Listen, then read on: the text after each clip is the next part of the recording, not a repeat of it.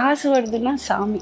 அது அது பாத்ரூம் கழுவுனா கூட அது சாமி, அது வேலை. சாப்பாடு வருது அதனால நம்ம வீட்டில். ஸோ அதனால it has to be respect. எனக்கு அம்மா வந்து இது சின்ன வேலை பெரிய வேலை இல்லை, வேலை.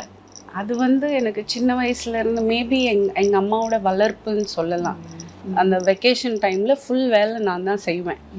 பாத்ரூம் கழுவுறதுலேருந்து கிச்சன் பாத்திரம்லேருந்து அதுக்கு ரிவார்டு இருக்கும், சும்மா இல்லை. அந்த சம்பளம் எனக்கு கொடுப்பாங்க. So to know the value, அந்த காசு உங்கள் கையில் வரணுன்னா வேலை செய்யணும், சும்மா உட்காந்தா வராதுன்றது வந்து எனக்கு சின்ன வயசுலேருந்தே அவங்க சொல்லி கொடுத்த விதானம் வந்து ரொம்ப சாஃப்டாக. எனக்கு அப்போ பிடிக்கல, எனக்கு வந்து இப்படி செய்கிறாங்க. எனக்கு காசு கொடுக்கும்போது மட்டும் நல்லா இருக்கும்ல, அது போய் அந்த இது கழுவு, இந்த ரேக்ஸ் எல்லாம் கிளியர் பண்ணி எல்லாம் துணி மடித்து வெயி, பாத்ரூம் எல்லாம் போய் க்ளீன் பண்ண எல்லாம் ரொம்ப கோவமாக இருக்கும்.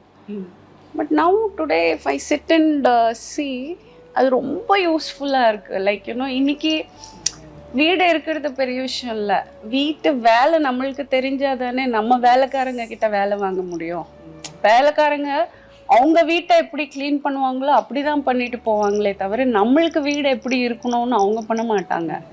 நம்மளுக்கு முதல்ல நம்ம வீட்டை எப்படி வச்சுக்கணும்னு நம்மளுக்கு தெரியணும். அதனால வேலைன்றது என்ன இருந்தாலும் ஐ ஃபீல் இட் இஸ், காசு வருதுன்னா சாமி. அது பாத்ரூம் கழுவுனா கூட அது சாமி, அது வேலை. சாப்பாடு வருது அதனால நம்ம வீட்டில். ஸோ அதனால இட் ஹேஸ்